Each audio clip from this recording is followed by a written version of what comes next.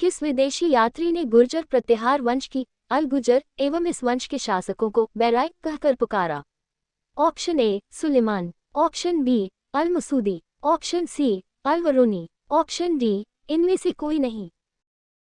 Correct answer explanation. Al Masudi अरब का एक विद्वान और प्रमुख भूगोलवेत्ता था। 915-916 ही में वह भारत की यात्रा करने वाला बगदाद का विदेशी यात्री था। वह संभवत गुर्जर प्रतिहार वंश के शासक महिपाल 910-940 ही के शासनकाल के दौरान ही अल मसूदी गुजरात आया था। उसने गुर्जर प्रतिहारों को अल गुर्जर एवं राजा को बोरा कहा था।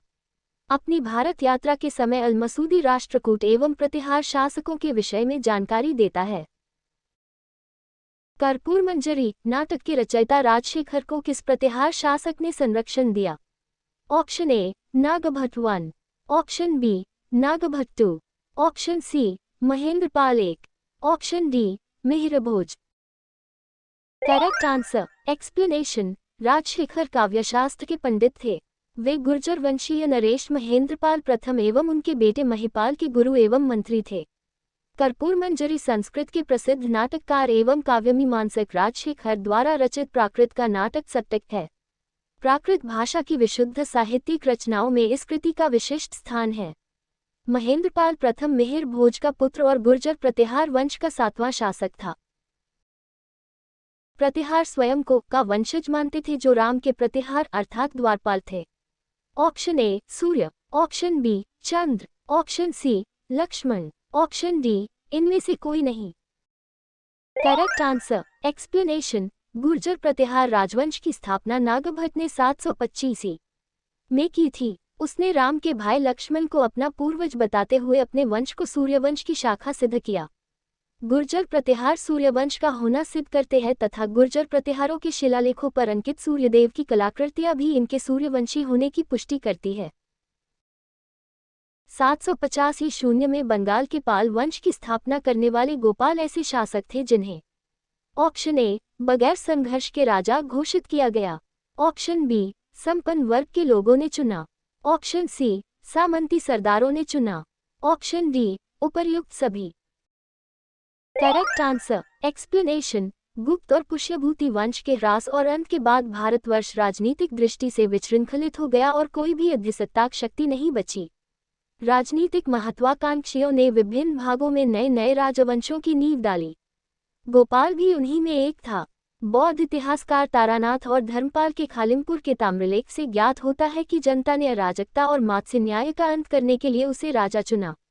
वास्तव में राजा के पद पर उसका कोई लोकतांत्रिक चुनाव हुआ, ये निश्चित रूप से सही मान लेना तो कठिन है। यह अवश्य प्रतीत होता है कि अपने सत्कार्यों से उसने जनमानस में अपने लिए उच्च स्थान बना लिया था। उसका किसी राजवंश से कोई संबंध नहीं था और स्वयं वह साधारण परिवार का व्यक्ति था जिसकी कुलीनता आगे भी कभी स्वीकृत नहीं की गई। किस पाल शासक को गुजराती कवि सोडुलल ने उत्तरापद स्वामिन कहा? Option A Dharmapal, option B Gopal, option C Devpal, option D इनमें से कोई नहीं।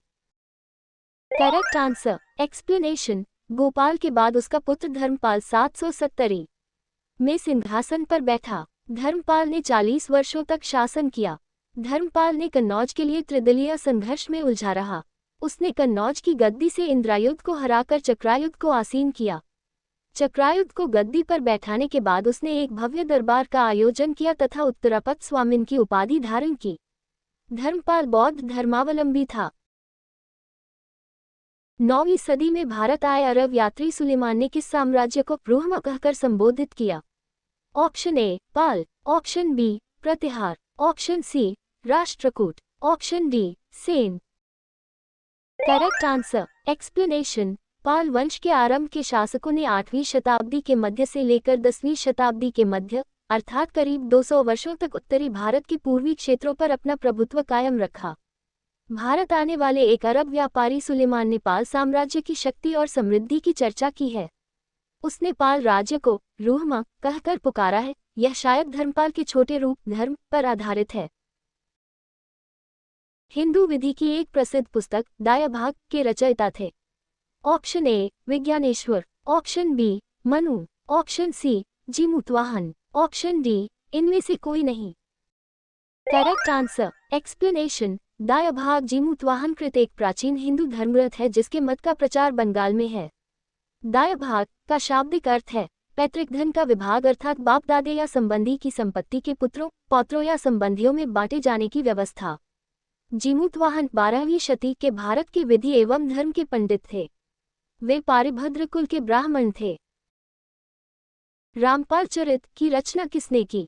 Option A Kalidasa, option B Vijnaneshwara, option C Kautilya, option D Sandhyakar Nandi. Correct answer. Explanation. Sandhyakar Nandi Pala राजाओं द्वारा आश्रय प्राप्त एक विद्वान थे। उसने रामपाल चरित नामक एक प्रसिद्ध पुस्तक की रचना की थी।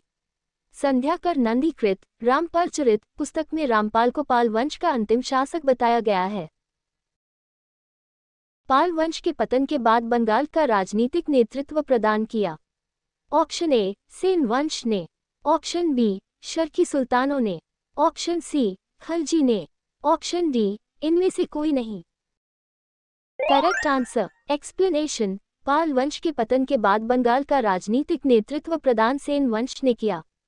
सेन वंश का मूल सामंत सेन को, जिसने बंगाल के सेन वंश की नींव डाली थी, कर्नाटक क्षत्रिय कहा गया है। सेन वंश के लोग संभवतः ब्राह्मण थे किंतु अपने सैनिक कर्म के कारण वे बाद में क्षत्रिय कहे जाने लगे, इसलिए उन्हें ब्राह्म क्षत्रिय भी कहा गया है। सेन वंश का संस्थापक कौन था? Option A Samanta Sen, option B Vijay Sen, option C Ballal Sen, option D इनमें से कोई नहीं। Correct answer. एक्सप्लेनेशन। सेन वंश का मूल सामंत सेन को, जिसने बंगाल की सेन वंश की नींव डाली थी, कर्नाटक क्षत्रिय कहा गया है। इसमें संदेह की गुंजाइश कम है कि सेनों का उद्भव दक्षिण में ही हुआ था और अवसर पाकर वे उत्तर भारत में चले आए तथा बंगाल में अपना राज्य स्थापित कर लिया।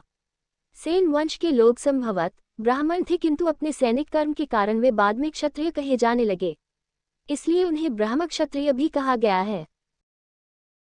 किसने कुलीन प्रथा कुलीनतावाद का आरंभ किया? Option A Ballal Sen, option B Samanta Sen, option C Vijay Sen, option D Lakshman Sen. Correct answer. Explanation. Ballal Sen एक विचित्र शासक था। बंगाल के ब्राह्मणों और अन्य ऊंची जातियों में उसे इस बात का श्रेय दिया गया है कि आधुनिक विभाजन उसी ने कराए थे। बलाल सेन ने वर्ण धर्म की रक्षा के लिए उस वैवाहिक प्रथा का प्रचार किया जिसे कुलीन प्रथा कहा जाता है। प्रत्येक जाति में उपविभाजन उत्पत्ति की विशुद्धता और ज्ञान पर निर्भर करता था। किसने स्मृति ग्रंथ दान सागर एवं ज्योतिष ग्रंथ अद्भुत सागर की रचना की? Option A Samanta Sen, option B Vijay Sen, option C Ballal Sen, option D इनमें से कोई नहीं। Correct answer. एक्सप्लेनेशन। अपने पिता विजय सेन की मृत्यु के पश्चात उसका पुत्र बलाल सेन 1159 में सेनवंश का शासक बना। बलाल सेन की मां का नाम विलास देवी था। बलाल सेन ने दान सागर नामक ग्रंथ की रचना की थी। अद्भुत सागर की रचना बलाल सेन ने प्रारंभ की थी परंतु उसे पूर्ण नहीं कर पाया। कश्मीर पर लगभग 50 वर्षों तक शासन करने वाली रानी दिद्दा मूल रूप से किस वंश की राजकुमारी थी? ऑप्शन ए कारकोट वंश, ऑप्शन बी उत्पल वंश, ऑप्शन सी लोहार वंश, ऑप्शन डी इनमें से कोई नहीं। Correct answer. Explanation. Didda Kashmir की पहली महिला शासिका थी। वह लोहार वंश की राजकुमारी तथा उत्पल वंश की शासिका रानी थी। उसने राजा भीमगुप्त की मृत्यु करवाई। वह काबुल के शाही परिवार की थी। लोहार वंश का संस्थापक संग्रामराज था। कायस्थों का एक जाति के रूप में प्रथम उल्लेख कहाँ मिलता है? Option A Yajnavalkya Smriti, option B Parashara Smriti, option C Ushanas Smriti, option D Skanda Purana. Correct answer. Explanation. कायस्थों का सर्वप्रथम उल्लेख याज्ञवल्क्य स्मृति में मिलता है किंतु एक जाति के रूप में कायस्थों का प्रथम उल्लेख गुप्तोत्तरकालीन रचना ओशनम स्मृति में मिलता है। ये लेखक गणक या दस्तावेज संग्रह कार्य से जुड़े हुए थे। सूची 1 को सूची 2 से सुमेलित कीजिए। सूची 1 मंदिर निर्माण शैली। ए नागर शैली, बी बेसर शैली, सी द्रविड़ शैली। सूची 2 प्रसार क्षेत्र। 1 उत्तरी भारत में हिमालय से विंध्य तक, 2 विंध्य से कृष्णा तक, 3 कृष्णा के दक्षिण में कन्याकुमारी तक। कूट। Correct answer. एक्सप्लेनेशन। नागर शैली उत्तर भारतीय हिंदू स्थापत्य कला की 3 में से एक शैली है। इस शैली का प्रसार हिमालय से लेकर विंध्य पर्वतमाला तक देखा जा सकता है। वास्तुशास्त्र के अनुसार नागर शैली के मंदिरों की पहचान आधार से लेकर सर्वोच्च अंश तक इसका चतुष्कोण होना है। विकसित नागर मंदिर में गर्भगृह, उसके समक्ष क्रमशः अंतराल, मंडप तथा अर्धमंडप प्राप्त होते हैं। एक ही अक्ष पर एक दूसरे से संलग्न इन भागों का निर्माण किया जाता है। वैसा शैली भारतीय हिंदू स्थापत्य कला की 3 में से एक शैली है। नागर और द्रविड़ शैली के मिश्रित रूप को वैसे या बेसर शैली की संज्ञा दी गई है। यह विन्यास में द्रविड़ शैली का तथा रूप में नागर जैसा होता है। इस शैली के मंदिर विंध्य पर्वतमाला से कृष्णा नदी के बीच निर्मित हैं। द्रविड़ शैली दक्षिण भारतीय हिंदू स्थापत्य कला की 3 में से एक शैली है। ये शैली दक्षिण भारत में विकसित होने के कारण द्रविड़ शैली कहलाती है। तमिलनाडु व निकटवर्ती क्षेत्रों के अधिकांश मंदिर इसी श्रेणी के होते हैं। हिंदुओं में ये दृढ़ विश्वास है कि अन्य कोई देश उनके देश जैसा श्रेष्ठ नहीं है, कोई राजा उसके राजा के समान नहीं है, उनके शास्त्रों के समान कोई शास्त्र नहीं है। यह उक्ति किसकी है? Option A Megasthenes, option B Fahien, option C Hiuen Tsang, option D Alberuni. Correct answer. Explanation. प्रस्तुत उक्ति अल्बेरुनी की है। अल्बेरुनी का पूरा नाम अबू रेहान मोहम्मद बिन अहमद अल-बदरुनी था। अल्बेरुनी का जन्म 973 में ख्वारिज़म में हुआ था। यह एक फारसी विद्वान, लेखक, वैज्ञानिक, धर्मज्ञ था। अल्बेरुनी महमूद गजनवी के साथ भारत आया था। इसे भारतीय इतिहास का पहला जानकार कहा जाता है। अल्बेरुनी ने 1030 में किताब उल हिनन भारत के दिन नामक किताब की रचना की थी। सूची 1 को सूची 2 से सुमेलित कीजिए।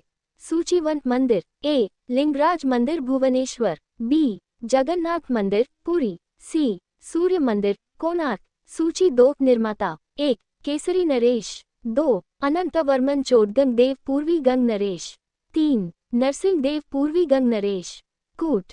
Correct answer. एक्सप्लेनेशन। लिंगराज मंदिर भारत के ओडिशा प्रांत की राजधानी भुवनेश्वर में स्थित है। ये भुवनेश्वर का मुख्य मंदिर है तथा इस नगर के प्राचीनतम मंदिरों में से एक है। ये भगवान त्रिभुवनेश्वर को समर्पित है।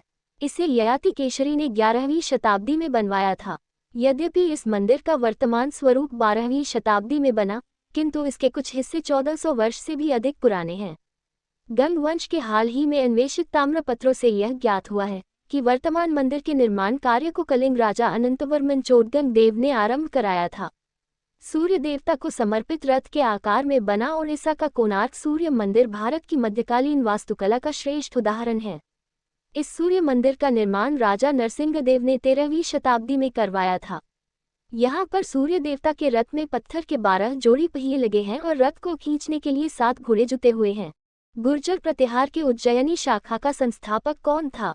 Option A Harishchandra, option B Nagabhata, option C Mihir Bhoj, option D नागभट्टू।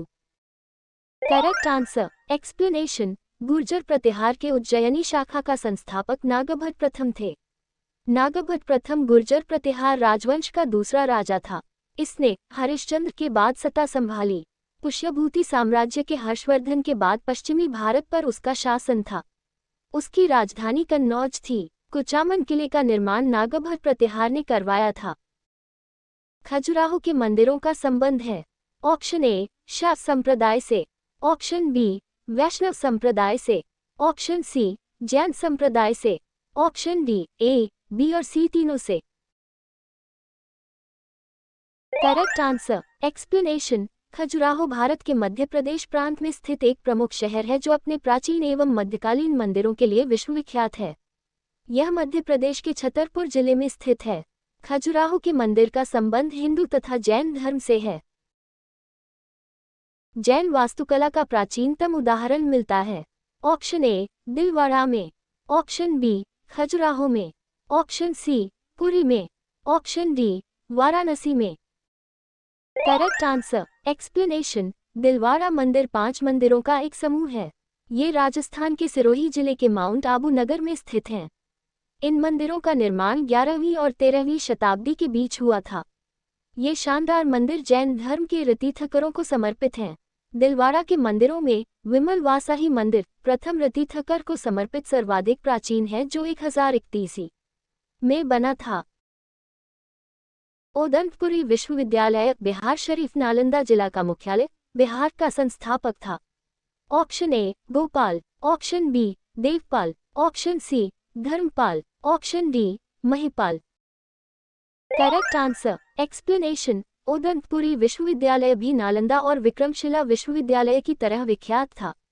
इसकी स्थापना प्रथम पाल नरेश गोपाल ने 7वीं शताब्दी में की थी। अरब के लेखकों ने इसकी चर्चा अकबंद के नाम से की है। वहीं लामा तारानाथ ने इस उदंतपुरी महाविहार को उदयंतपुरी महाविद्यालय कहा है। ऐसा कहा जाता है कि नालंदा विश्वविद्यालय जब अपने पतन की ओर अग्रसर हो रहा था, उसी समय इस विश्वविद्यालय की स्थापना की गई थी। मोढेरा का सूर्य मंदिर किस राज्य में स्थित है? Option A Bihar, option B Gujarat, option C Orissa, option D Bengal. Correct answer explanation. Modhera Surya मंदिर गुजरात के पाटन नामक स्थान से 30 किलोमीटर दक्षिण की ओर मोढेरा नामक गांव में प्रतिष्ठित है। ये सूर्य मंदिर भारतवर्ष में विलक्षण स्थापत्य एवं शिल्पकला का बेजोड़ उदाहरण है। सन 1026 में सोलंकी वंश के राजा भीमदेव प्रथम द्वारा इस मंदिर का निर्माण किया गया था। वर्तमान समय में इस मंदिर में पूजा करना निषेध है। कलहनकृत राजतरंगिनी में कुल कितने तरंग हैं? Option A 8, option B 9, option C 10, option D 11। Correct answer explanation. Rajatarangini Kalhana द्वारा रचित एक संस्कृत ग्रंथ है, जिसकी रचना 1148 से 1150 के बीच हुई। कश्मीर के इतिहास पर आधारित इस ग्रंथ की रचना में कलहन ने 11 अन्य ग्रंथों का सहयोग लिया है। कलहन की राजतरंगिनी में कुल 8 तरंग एवं लगभग 8000 श्लोक हैं। पहले के 3 तरंगों में कश्मीर के प्राचीन इतिहास की जानकारी मिलती है। सूची 1 को सूची 2 से सुमेलित कीजिए। सूची 1 मंदिर। ए चतुर्भुज विष्णु मंदिर खजुराहो, बी कंदरिया महादेव मंदिर खजुराहो, सी विमलसिंह मंदिर आबू तिलवाड़ा, डी लुनावसनी देवरानी जेठानी मंदिर आबू तिलवाड़ा। सूची 2 निर्माता। 1 यशोवर्मा, 2 धन, 3 विमल शाह वैश्य, 4 तेजपाल व वस्तुपाल। Correct answer explanation. चतुर्भुज विष्णु मंदिर खजुराहो इक्वल्स यशोवर्मा, कंदरिया महादेव मंदिर खजुराहो इक्वल्स धन, विमलसिंह मंदिर आबू तिलवाड़ा इक्वल्स विमल शाह वैश्य, लुनावसनी देवरानी जेठानी मंदिर आबू तिलवाड़ा इक्वल्स तेजपाल व वस। सूची 1 को सूची 2 से सुमेलित कीजिए। सूची 1 ए मच्छेंद्रनाथ का मंदिर, बी 64 योगिनी का मंदिर, सी सूर्य मंदिर, डी चौमुख मंदिर। सूची 1 1 अमरकंटक, 2 भेदाघाट Jabalpur, 3 Modhera, 4 Palitana. Correct answer explanation. Machhendranath का मंदिर इक्वल्स अमरकंटक। अमरकंटक भारत के मध्य प्रदेश राज्य के अनूपपुर जिले में स्थित एक नगर है। 64 योगिनी का मंदिर इक्वल्स भेदाघाट जबलपुर। 64 योगिनी मंदिर मध्य प्रदेश के जबलपुर में स्थित देवी का एक मंदिर है। इस मंदिर को त्रिपुरी राजघराने के महाराज युवराज प्रथम ने बनवाया था। सूर्य मंदिर इक्वल्स मोढेरा। मोढेरा सूर्य मंदिर गुजरात के मेहसाना जिले के मोढेरा नामक गांव में पुष्पावती नदी के किनारे प्रतिष्ठित है। चौमुख मंदिर इक्वल्स पालिताना। पालिताना भारत के गुजरात राज्य के भावनगर जिले में स्थित नगर है, जो जैन धर्म का विशाल तीर्थस्थान भी है।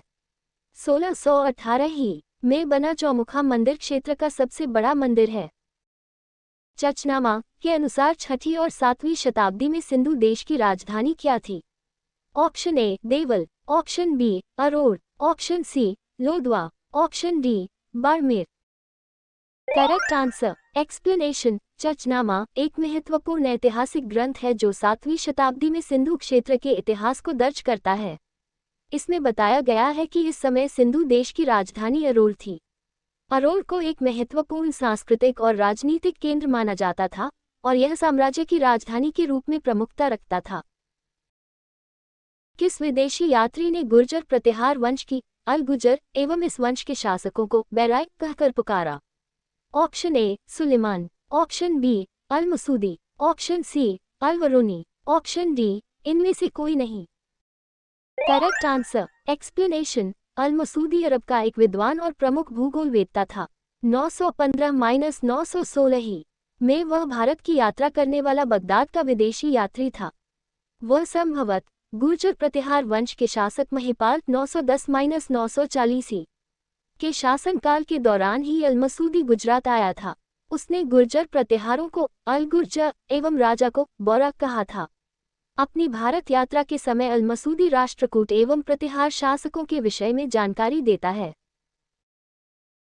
कर्पूर मंजरी नाटक के रचयिता राजशेखर को किस प्रतिहार शासक ने संरक्षण दिया? Option A Nagabhata 1, option B Nagabhata 2, option C Mahendrapala 1, option D Mihir Bhoj. Correct answer explanation. Rajshekhar काव्यशास्त्र के पंडित थे। वे गुर्जर वंशीय नरेश महेंद्रपाल प्रथम एवं उनके बेटे महिपाल के गुरु एवं मंत्री थे। कर्पूर मंजरी संस्कृत के प्रसिद्ध नाटककार एवं काव्यमीमांसक राजशेखर द्वारा रचित प्राकृत का नाटक सट्टक है। प्राकृत भाषा की विशुद्ध साहित्यिक रचनाओं में इस कृति का विशिष्ट स्थान है। महेंद्रपाल प्रथम मिहिर भोज का पुत्र और गुर्जर प्रतिहार वंश का 7वां शासक था। प्रतिहार स्वयं को का वंशज मानते थे जो राम के प्रतिहार अर्थात द्वारपाल थे। Option A Surya, option B Chandra, option C Lakshman, option D इनमें से कोई नहीं।